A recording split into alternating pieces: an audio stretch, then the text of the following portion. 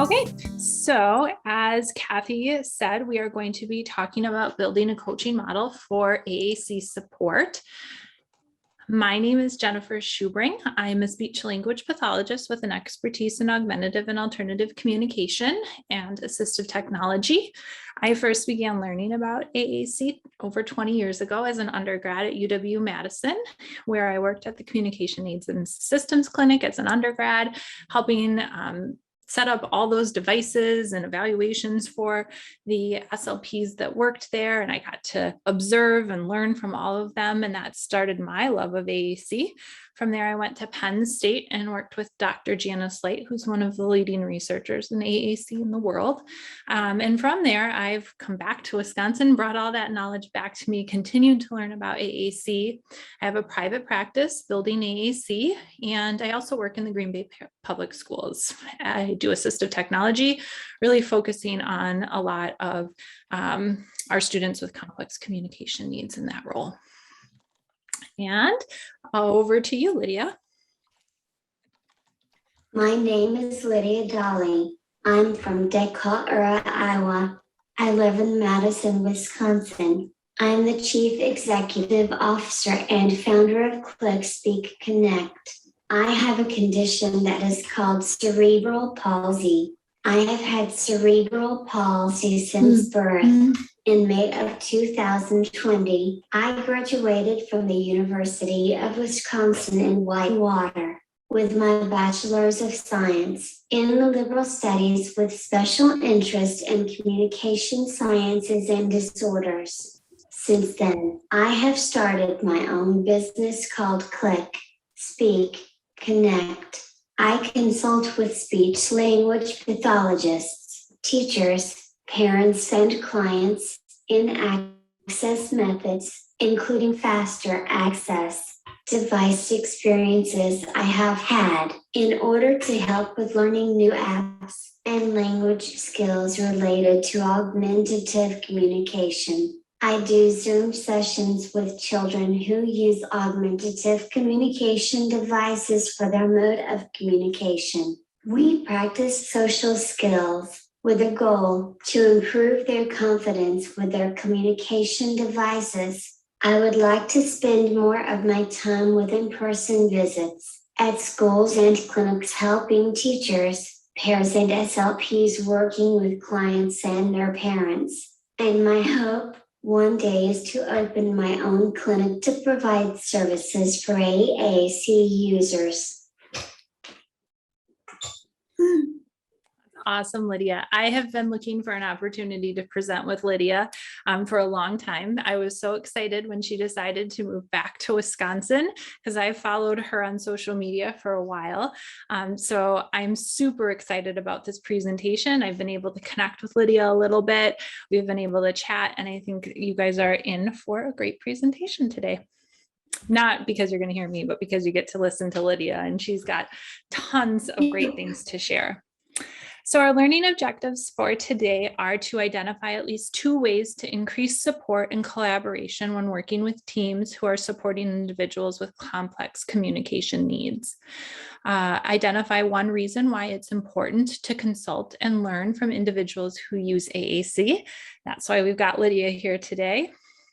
And be able to share with a colleague why multimodal communication is critical to individuals who use AAC. So I'm going to talk to you guys a little bit about the coaching, some of the coaching I do within the schools and within my private practice, and some of the experiences, some of the tools that I use, and what I've found to be really beneficial.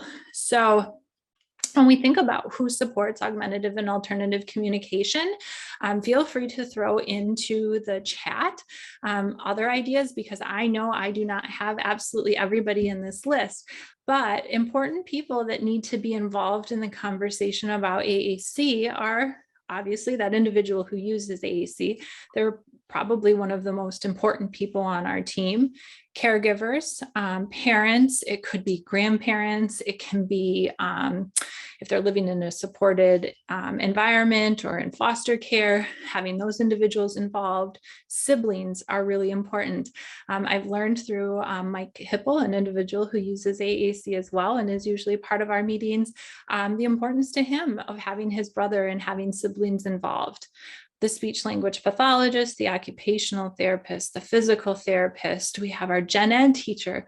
We often don't include them enough in a lot of conversations that we have. Special ed teachers, our TVIs are really important.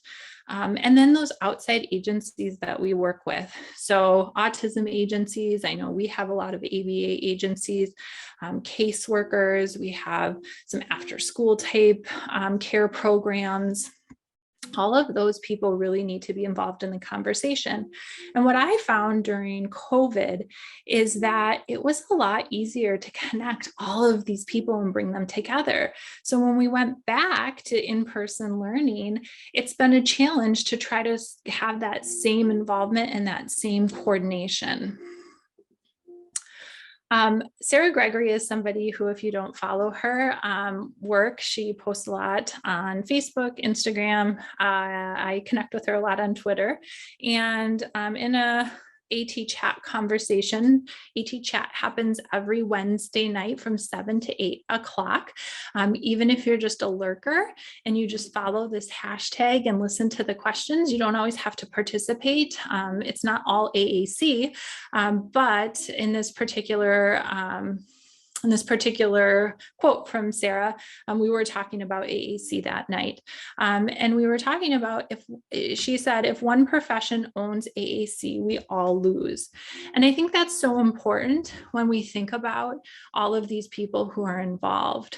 I may be sort of the driver of the conversation sometimes as the speech language pathologist who is maybe writing that speech generating device eval to get the student a communication device, but I'm only going in temporarily, or if I'm the treating SLP, I may only be servicing that student for 30 minutes a week. It really is this entire team of people that makes the biggest difference. And so we're going to spend a little bit of time talking about how do we pull all of these people together.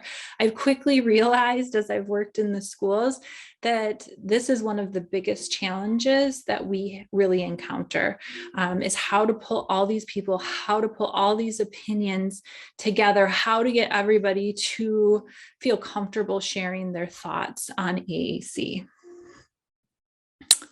So we kind of talked a little bit about this, but how do we bring these people and all these opinions together? We have to make meetings accessible to everyone. We really did a good job of that, I think, during COVID in being able to be more accommodating maybe to everybody who maybe wanted to attend that meeting. Parents could jump on for an hour maybe and not have to drive to school for that meeting if it was held virtually. We were able to pull in some of those outside therapists, some of those ABA therapists to share their opinions and what they were seeing with communication. We need to be able to provide or connect synchronously and asynchronously. We need to collect ideas and thoughts in one place. So when we have a great big team like that, how do we coordinate? How do we keep everybody on the same page? How do we provide the resources so that everybody has those tools and those resources and has them accessible? We need to make sure that we have clear goals and objectives for the team so that we're all on the same page. Brene Brown always says, unclear is unkind.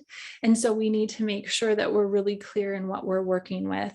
Our AAC goals and objectives may not align specifically with the IEP when we're doing the speech generating device evaluation. And those goals can look different based on different places that individual is using the AAC. So what the goals and objectives are at home may not always be the same exact goals and objectives for what we're working on at school, but that doesn't make them any less important. And those caregivers need to be able to share what their goals are because they really drive that conversation and that selection of that communication device. We need to create a safe environment where everybody can share their ideas and be vulnerable. And we're going to talk a lot more about this in a few minutes. We need to make sure that everyone has time to contribute and one person isn't dominating the discussion. And we need to make sure we're providing opportunities for follow-up discussions. So one of the books, I've sort of started reaching outside of a lot of the education books.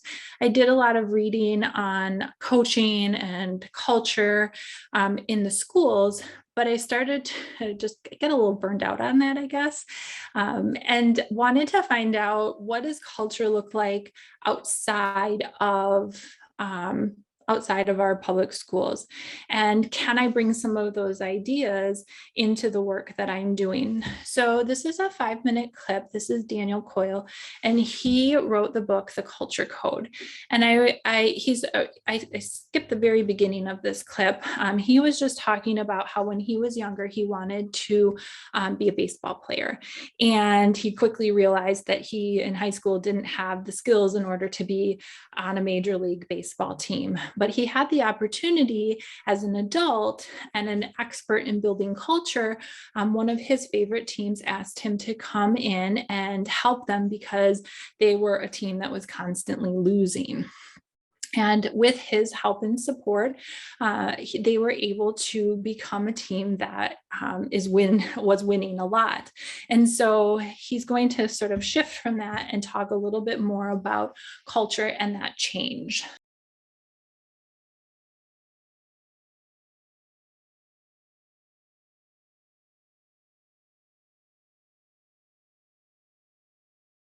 There we go. So we heard Daniel Coyle talk a little bit about that buy-in, that status management, that feeling of safety in order for people to collaborate and coordinate. And, we're not building spaghetti towers, but we are helping to build augmentative and alternative communication systems. And that does take a huge team of people. And we need to have everybody's buy-in. I would argue in all the teams I've been, it seems like there is some status there. It's usually me coming in as the expert and feeling that pressure to have all of the ideas and know where we're going. And I feel like sometimes we don't always get a lot of those opinions because people don't feel that safety in order to be able to have their voice heard.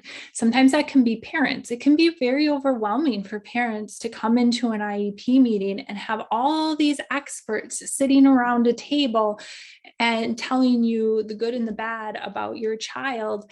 And then you're being asked to speak up and give your opinion sometimes. And again, that can be very overwhelming. My sister had an IEP, and I can still remember in high school walking in with my mom and all of these people telling my mom, who raised this child and knew her the best out of anybody, exactly what was going on with her and what should be done.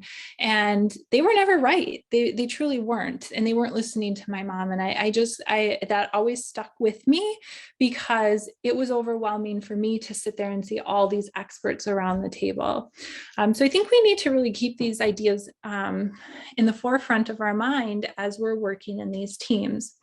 Another person who has really talked about culture a lot is Brené Brown. She's got tons of books out there, and there's this great quote: "Vulnerability is not weakness, and that myth is profoundly dangerous. Vulnerability is the birthplace of innovation, creativity, and change." We need to come into meetings and people need to be vulnerable. It's that same idea as safety. They need to be able to share their opinions on what's happening in that moment and what is going to help build that communication. I was just in a classroom this afternoon with a student who has really big behaviors, and it was a very stressful afternoon. I came in as that expert. I know that's how they saw me today. I don't have a good relationship. It's not a team that I've worked with a ton. And they put me in my place. Absolutely. They came in and they let me flounder. The student bolted out of the classroom. I went after the student. I had no tools in my toolbox because although I've worked with this student, this wasn't behavior that we had seen at his previous school. And I think they wanted to teach me a lesson. Like, this is what happens. This is what the hard days look like. And, there was definitely, we needed to have some conversations after everything that happened today, because I want them to trust me. I want them to feel safe with me and feel safe in sharing their opinions so that we can work together as a team to develop a great plan for this student so that he can access his communication when he is regulated and in a good place. So this is really important, and we really need to focus a lot on this when we're thinking about coaching. Another really great book, all of these ideas are sort of coming together. I'm using a little bit different term from each author, but it's the same idea. There's a book called The 5 Dysfunctions of a Team. Again, this is more of a business book, but it has a lot of great ideas. And it has this sort of model, this tiered model. And we start with this absence of trust when we're working in teams. And when there's an absence of trust, it's this unwillingness to be vulnerable. Again, that same word that Brene Brown talks about, and also what Daniel Coyle calls safety. We need to, when our team members are not willing to be vulnerable, when they aren't willing to admit their weaknesses, which might be, I don't have a lot of experience supporting somebody who has complex communication needs and has AAC. If they're not willing to ask for help, we're really going to see a lack of success or follow through when we're working with that team member. Fear of conflict. Teams that are unwilling to engage in productive debate. So we're coming to the table as a team and we're all giving our points of view and our ideas on that individual. We need to make sure that people are sharing their thoughts. If they're not willing to share because they think they're going to hurt my feelings or they don't feel like they have a voice in the table, we're going to miss out on a whole piece that makes that AAC successful. Maybe a lack of conflict can really come into play. So, a lack of commitment. So due to a lack of conflict, so if we don't have that debate, if we don't have that conversation about where are our challenges, how are we supporting the student, then we're not going to get engagement from those people. They're not going to want to support that communication system in the classroom because they're not going to have that same buy-in because they haven't had a voice at the table. And then when we think about that, when we don't have a clear plan of action because we haven't talked about, the challenges or developed a plan together, then there's going to be that lack of accountability because nobody's going to be holding anybody accountable because they don't have that buy-in, that communication system. And then inattention to results without accountability, we're going to lose sight of those goals and objectives. So you can kind of see how this spirals.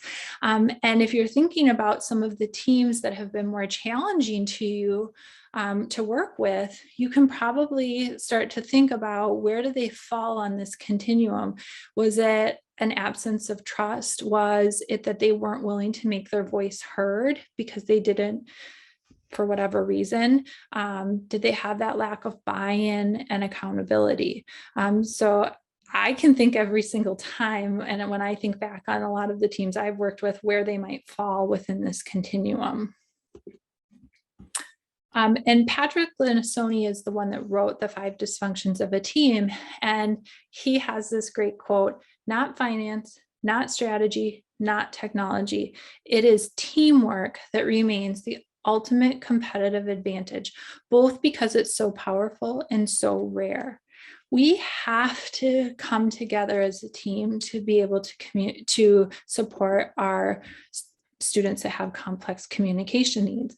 So when we're thinking about that video from Daniel Coyle and those slides from Brene Brown and the 5 dysfunctions of a team, let's talk about that really quickly in terms of AAC. I wonder, do we take enough risks with AAC? If we're thinking about those kindergartners who build towers that fall down, do we do that with AAC? I feel like I don't know if any of you have heard this term analysis paralysis, where we sort of get stuck in the nuts and bolts. And I think sometimes we just need to go in and we need to try something. We're overthinking it. We're thinking that we need to get everything lined up absolutely perfectly and have everybody trained, or we need to see the student use the device beautifully every single time, when it's okay if that AAC system fails, right? It's okay if we try something and it isn't successful. We don't always have to have the answers. That comes back to this fear of conflict. If we have a team that's willing to come back to the table and say, okay, here's what worked and here's what didn't work, we can come up with another plan. We don't always have to have the answers. I don't want to come into a meeting with all of those people and have them look at me as the expert.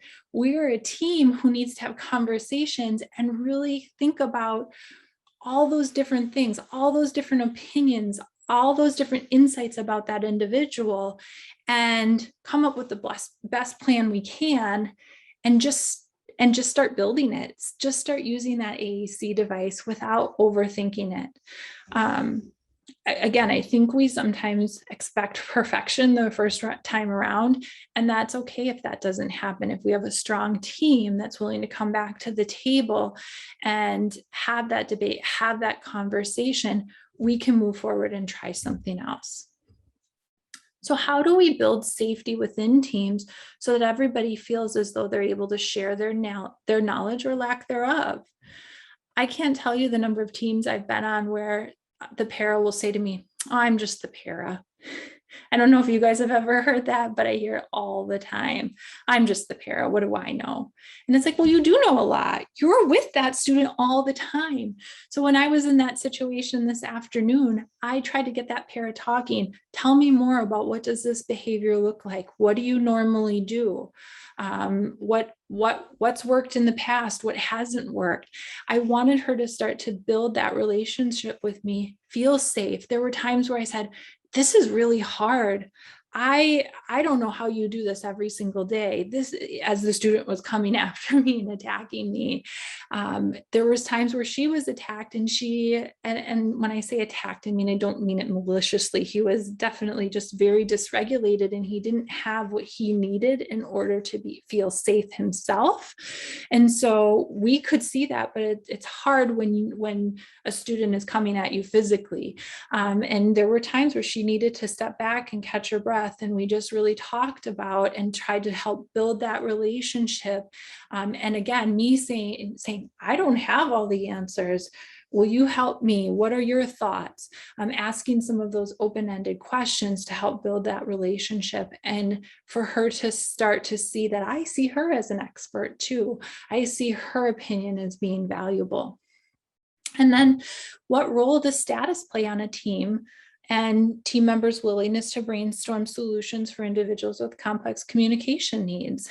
Again, that team today saw me coming in as a program support teacher and having all the answers. And they needed to see from me that I don't have all those answers. We need to meet as a team, and we need to sort of debrief on the situation and all come to the table and really brainstorm solutions for how can we build that communication so that the student can communicate how they're feeling, instead of that behavior coming out as a physical aggression. So again, think about how important it is to build a team. There's really great coaching resources that are out there.